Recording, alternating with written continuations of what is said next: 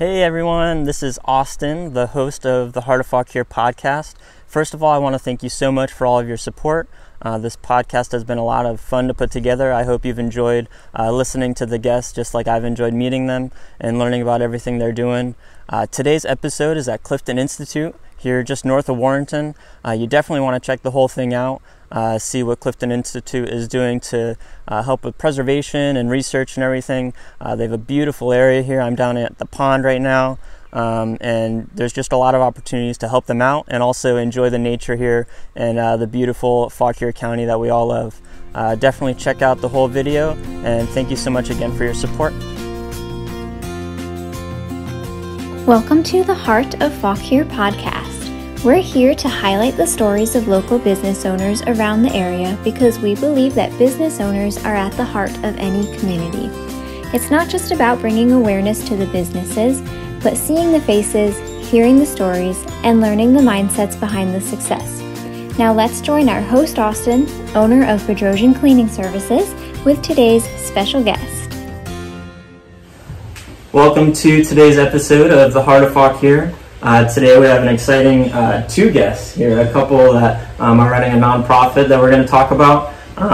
But first, before we get started into things, I just wanted to make an announcement about the Heart of Fauquier shop online. I know I've mentioned it in the past and we made a post about it, but if you did happen to miss it, you definitely want to check that out, especially with the holiday season coming up. Some things are really fun for just merchandise that you can do with. We have shirts and everything that are all about supporting local businesses, and then we also have cool things like a mug that says it's Fauquier, it's pronounced Fauquier, so just like fun things that are local and whatnot, and even little onesies and toddler shirts that say made in Fauquier. I think those are hilarious. So definitely check it out. It's heartoffauquier.com, and then you can go to the shop, and then also we have all of our videos for the podcast, and also our snapshot series is on there and some other things. So definitely check that out when you get a minute. So today we're talking about Clifton Institute. So my guests are doctors Bert and Eleanor Harris. They're the ones that started and run this. So just to kind of get kicked off with things, guys, if you could say a little bit about who you are and what Clifton Institute is. Sure. Thank you. Yeah, thank you. Who we are. So we moved to Virginia almost 7 years ago now, and we moved down here for other jobs from New Jersey where we were living, and we've pretty quickly found out about this place and realized it was a pretty special place to come and learn about all the plants and animals here in Virginia. I actually started volunteering here first, helping out with education programs, and then almost 4 years ago we were very fortunate to be hired as the co-directors here. Prior to that, I was kind of on a research track. I was a postdoctoral fellow at the University of Maryland, so I was doing computational biology research. So I was spending a lot of time at my desk kind of using computers to study biology, but over the time in my graduate work and in that position, I realized that I much rather would be outside teaching kids, learning about the plants and animals out here in Virginia. So this is kind of a dream job for me to be able to spend my time outside with kids, mostly. Yeah. Yeah, similarly, I guess I've had a twisting path to get here, where I started out working on tropical conservation, especially with birds in Indonesia, Malaysia, and Ecuador. And that's why we moved to this area, was to work at Rainforest Trust, actually, on tropical stuff. But I also, I mean, I'm from North Alabama, and I went to college in Tennessee, and at Sewanee. And Sewanee has a 15,000 acre campus that is an amazing place full of biodiversity, but a lot of the students didn't really realize what was out there, and I started a club when I was there to get people interested in what we had on campus, and got interested also in the idea of trying to document all the species we could in one area. Yeah. And so that's what we're doing here. You know, we've got a 900 acre property, and we've already documented more than 2,000 species. Oh wow. Of animals, plants, and fungi here. Neat. So it's pretty neat. Yeah, just, you know, you don't have to go to the Amazon to find a bunch of really cool animals and plants. And I guess we should just say, briefly what we do here now that we've Yeah. ended up here. So you can't see, but we have a beautiful 900-acre property here. We're kind of sitting in the middle of it. We're just a couple miles north of Warrenton, so we're pretty easily accessible, but it's a pretty wild place. There's a lot of, we have coyotes and bears and bobcats, and it's a pretty, special place to come and get outside.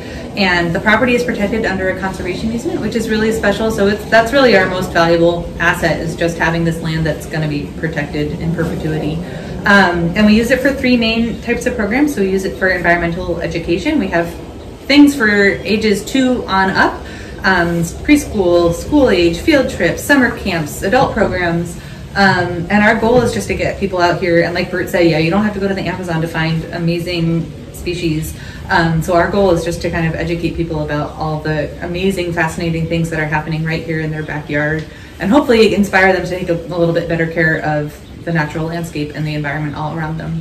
And then we also work on restoration. So we want to make sure that not just this property, but properties all around the area are good habitat for the native plants and animals that belong here.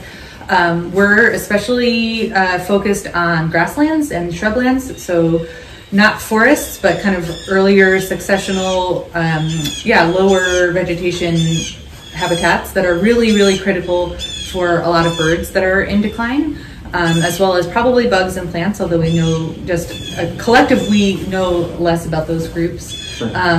But we have a big 100-acre grassland project that we're trying to turn from a fescue field into a beautiful native grassland so that it can be home to things like meadowlarks and grasshopper sparrows and prairie warblers and all sorts of other birds and insects. And then we do scientific research. So we're trying to do research on our restoration work so that we can kind of scientifically, objectively say what the effects of our restoration work is, and so we can share that advice with other people. But we're also studying kind of the biology of the plants, especially the plants and animals that are in decline. So this summer we were focused on studying American kestrels, which is a really beautiful, North America's smallest raptor. It's a beautiful little falcon. And we were trying to figure out what habitats they want to forage in. Yeah. So we know that they like to forage in big open fields. They would never be in the forest, but whether they prefer cattle pasture or hay fields or wildflower meadows, people didn't really know. And so we were trying to figure that out as an example of a research project. Yeah, so that's something you're still working on. We've finished collecting the data, and we are in the process of analyzing the data, and then next summer we plan on continuing doing some field work.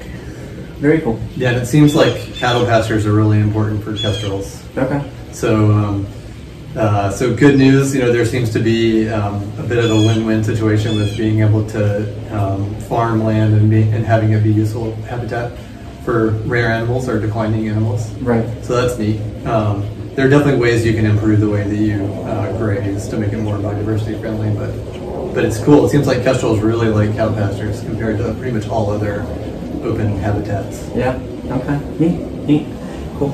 And I think I might have misspoke earlier. I said something about you guys starting it, and I know you didn't start it, but you guys do run it pretty much and everything. So just wanted to make that correction. Thanks. So, but that's awesome. So there's definitely a lot of history for you guys to know exactly what you're doing, and you're on a mission. You're passionate about what you guys do here. So that's really cool. Because God gave us this earth. We got to take care of it and make sure we do things that we can to make sure things work together, and just to be responsible with what He gave us. So you kind of mentioned this a little bit, but what all programs do you guys do here? You mentioned a bunch of them kind of rapid fire, but what are some of your top programs that you have here at Clifton Institute for people to take advantage of? So obviously the pandemic has affected a bit of what we can do during kind of like a normal year. So I guess the last normal year was 2019, and we had almost 1,600 school kids and over 600 adults come to our program. So we're doing a lot throughout the school year, throughout the whole year rather. Most of those kids are coming to us on field trips from local schools. So we had one just this morning. So a teacher will get in touch with us to bring either just their class or maybe the entire 3rd grade or 4th grade, whatever it is, here, usually for 3 hours. And so we'll do a lesson teaching them about maybe animal skulls, or maybe about why bees build their hives with hexagons, or about how beavers build their dams. So something kind of specific, and then we always go on a hike just to get them outside and show them all the stuff that's out here. But that's kind of, a teacher bringing their class here. But if you're just out in the area and you'd like to come, we also have family nature walks every month. We have one Saturday a month. So families just come and the whole family goes on a hike together and with one of our guides. And that's a really great way for the whole family to get outside and experience some of the things out here together, see some things that maybe they want to go back home and learn more about. During the pandemic, we started something that we call Nature School, and so we started it last year for kids who were in kind of hybrid school models. So they had a day that when maybe they weren't in classes, and they would instead come here for 3 hours to kind of have a field trip here. And we've continued that this year. It's been very popular. It's basically homeschool kids at this point because everyone else is back in school for the most part. That's similar to our field trips, but for kids who are maybe in homeschool or still in virtual school for whatever reason. My favorite weeks of the year are our summer camps. So we have 4 weeks of summer camp every year, one for preschool kids, two for elementary school, and then one for middle and high school.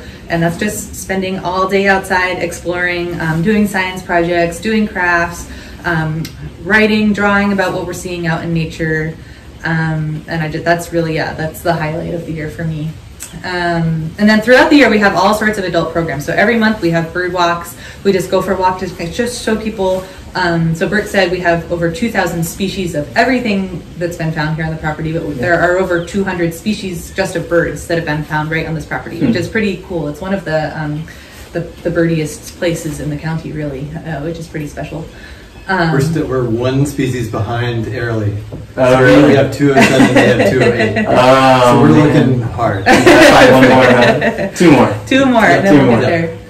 I bet Cool. we'll do this. We'll do that at some point. We're getting there. It's a high priority. It is. We work really hard in that. Yeah. And in that vein, the ducks just showed up on Saturday. So every winter, ducks migrate down. So they spend the summer way far north, and then of course it kind of freezes solid up there. So they need to come somewhere warm, and for them, this is a warm place to spend the winter. Okay. And we had, I think, 13 or 14 ducks on Saturday, and any day now there'll be hundreds of ducks out there. So that's a kind of a highlight of the winter.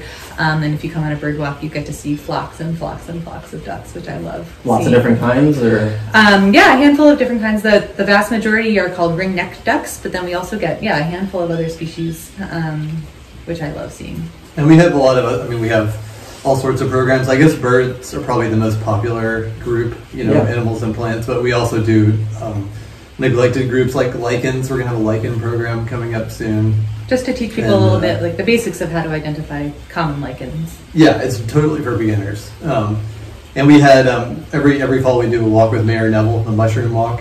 Okay. So he's a mushroom forager, and he comes out and gives a talk about basic mushroom identification and which ones are edible, and we go for a walk in the woods. And nice. Yeah, that's always a popular one. That was cool. Yeah, so there are all sorts of programs. We do butterfly and dragonfly stuff in the summer. Okay. General nature walks that don't have any particular target as well. Yeah. So if you want to find any of these, we're online at cliftoninstitute.org/events. Our whole calendar is there. So we, always love getting new people out here. Yeah, absolutely. Cool. So with all these different programs, I know you guys have a lot of volunteers that help you run things. So what are the different events that take a lot of volunteers? What kind of things does volunteer entail, if that makes sense? Yeah, we have a really diverse range of activities for volunteers. This time of year, we're doing a lot of seed collection. So we are in fields and forests, especially fields, collecting seeds of plants that are not available from commercial seed sellers, are only limited from a couple of nurseries. And the goal there is that we're trying to do restoration, ecology. So we're trying to get rid of non-native plants and replant native ones. And to do that, to recreate, for example, Piedmont prairies, these grasslands that are almost gone from our area. To do that, you have to collect your own seeds to really do it, to plant a truly appropriate mix.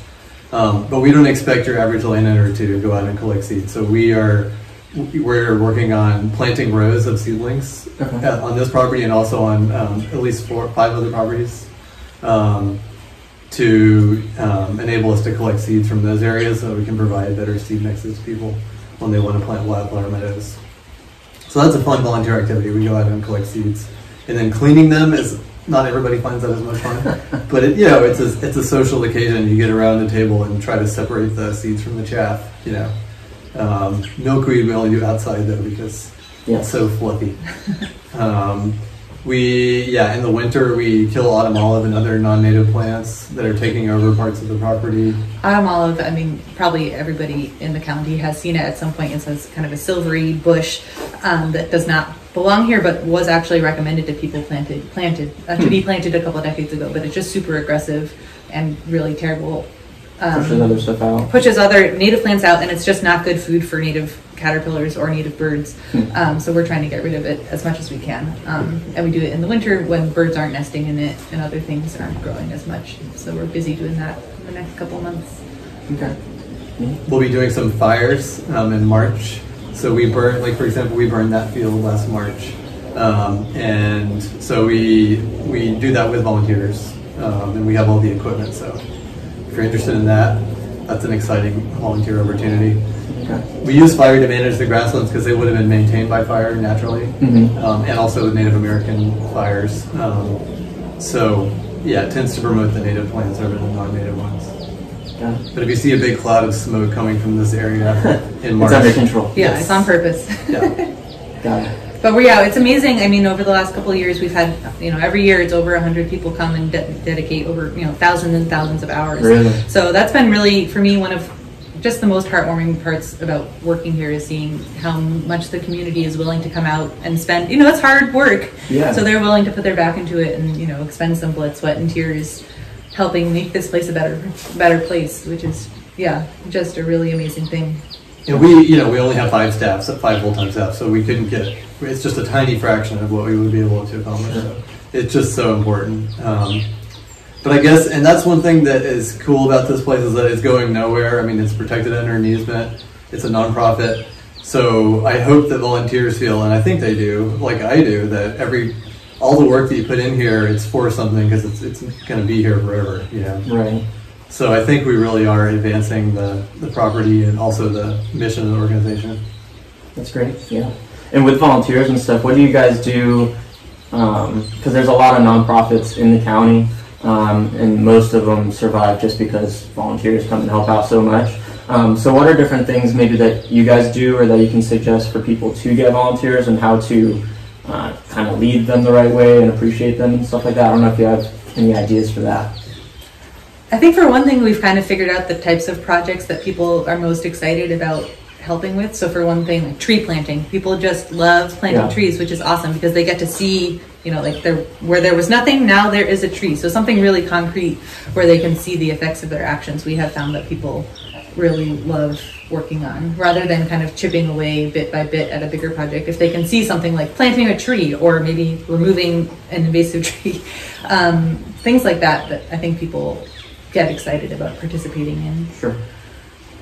And we try to also, I guess, just make sure that all these volunteer activities are fitting into the science that we're doing here.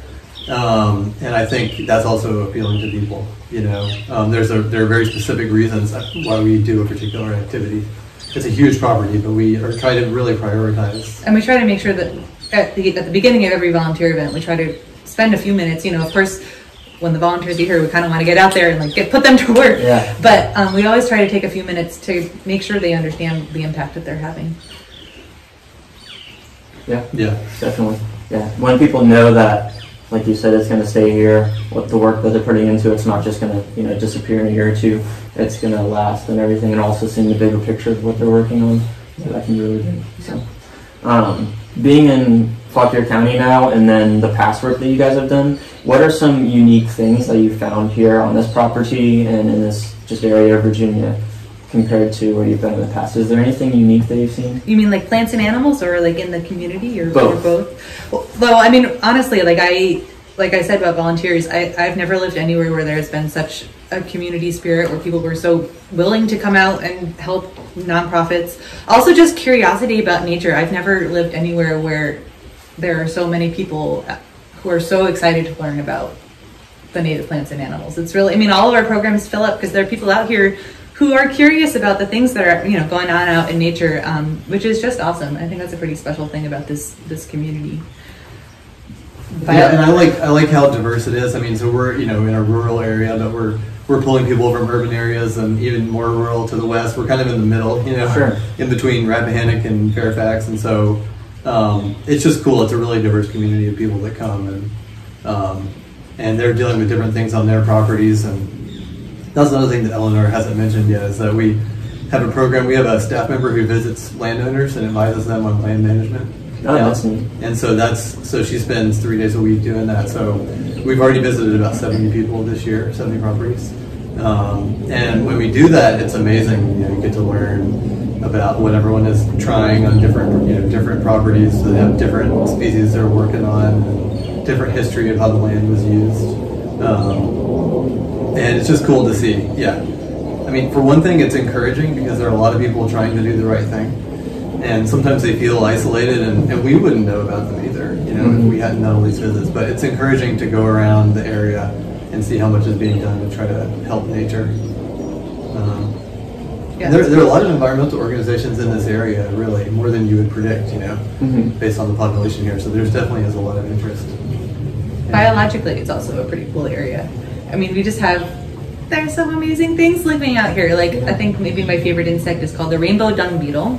We have dung beetles here in Virginia. You don't have to go to Africa to find a dung beetle. And we have one that's iridescent and rainbow colored. Nice. It's so cool. It literally does. It's like, we have some really cool things here. Cool birds, cool plants. It's a pretty special place to explore. Yeah. And you were even saying, bobcats and bears and stuff like that. You have quite a few of them even on this property. So, yep. How many bobcats do you think there are in the area? Just curious. Probably just a few. Cool. Just a few. Yeah. But we don't know. I mean, nobody's tagged them. Okay. So there are a lot of things that you would think we would have answers to that we don't. Even here, an hour from the nation's capital, it's just there's a lot of research that needs to be done if we want to really learn how these animals and plants make their living. Got it. I mean, and so next year we're going to be putting satellite transmitters on box turtles, because again, not much is known about how they make their living and what the threats are, how they deal with the different threats. So we're going to tag them and find out where they lay their eggs and where they spend their time, what kinds of habitats, how they deal with crossing roads, and mainly how they deal with mowing. We think mowing is a really big threat to box turtles. And they can live for like 50 years, so and they don't reproduce very fast. So killing an adult box turtle will have a real effect on the population. Interesting. And that's something we have a better idea of numbers. The shells aren't 100% identifiable, but roughly. And so we've been taking pictures of them for the last few years. And we think on this property we have over 20 box turtles, and that's just on the trail. So I'm sure if you get off trail, that's an underestimate. So it's a pretty. We like seeing our big healthy population of box turtles. It's pretty cool. Okay. That's very neat. I mean, it's such a small turtle to live so long. I wouldn't expect that. I mean, you think about tortoises living, 100 years or more kind of thing, oftentimes, but that's pretty neat that even small turtles like that live so long. Yeah, it's amazing. Very cool. So I have... So make sure if you see one crossing the road, please stop and help it across. Yeah. And don't put it in a pond. And I think I've heard mixed reports on if they can escape or not, but they are terrestrial. They don't belong in a pond. Yeah, they don't need to be in water. Okay. Yeah. I have one final question, and then if you have anything to add at the end, you're more than welcome to. Is there a favorite spot on this property that you go to when you have free time and just want to, read or breathe or just look at the sights and you think it's really neat to just stand there and watch? That's a great question. Yeah, for me, the Upper Woodcock Field is what we call it. And it's cool because it was a cattle pasture until the 1970s. But it's this ancient grassland community. It's really cool. It's all these grassland plants that are similar to plants in the western U.S. that have been hanging on in that field for a long time. And that's one thing. The landscape in our area is so transformed, and this tall fescue, which is a pasture grass, is now taking over all the fields pretty much. But there are little fragments that are left of what the native grasslands would have looked like back when there were bison here, when there were more frequent fires. Yeah. And so Upper Woodcock is like a glimpse into the future. That's a cool field. And so we work hard to try to maintain it. And it's also nice. It's just tucked in back in the middle of nowhere. There's really nothing back there. It's cool. Yeah. That's mine too. I mean, the species are cool, but it's just, yeah, I mean, we're close to Warrenton, we're close to Blantyre Road, we're close to Highway 17, but yeah, that little spot, there are a couple, you know, you can pretend that you're a long way from civilization. It's pretty quiet. You can't see any, you know, there's a nice view, there's a beautiful view, but you can't see civilization from there. So that's a nice place to escape. And I will say, yeah, so if anyone wants to come and kind of explore outside of our programs, our trails are open on Saturdays for most of the year, not for November and December, but for the rest of the year, we have a program called Friends of the Clifton Institute. So if you make a $40 annual donation, then you get to come hike our trails every Saturday. So of course, we'd love to see people at our programs, but if you want to kind of come find some of these spots on your own, that's another option. Yeah, that's great. And it's interesting because when I was driving in here, knowing a little bit about what you guys do already, and then just seeing the landscape with the really tall grasses and the trees and different things like that, it just made me think, you know, when people first came to America and, you know, met from the Europe and stuff like that, and just exploring these different areas, like, what was it really like walking around? Like, they weren't walking around on, you know, short grass or like things like that. It was very interesting, and like the different wildlife, there must have been a ton of wildlife that they met and stuff like that. So that's just very fascinating to think about exploring and going through, you know, the land like that. It's pretty neat to think about way back in the day. I love thinking about that kind of thing. So, for sure, yeah. Did you guys have any closing comments, or did we pretty much cover everything? I think so.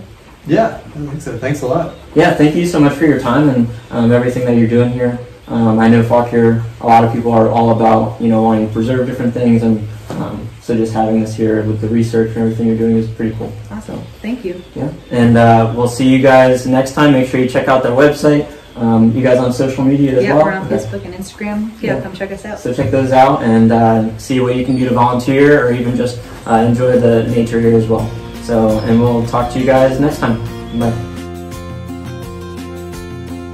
Thank you for joining us for today's episode of The Heart of Fauquier. If you loved joining us today, give this podcast a great review and subscribe to keep up with new episodes. If you have an office in Fauquier that needs a cleaning service, reach out to Bedrosian Cleaning Services and see how they can serve you. Until next time, thanks for listening.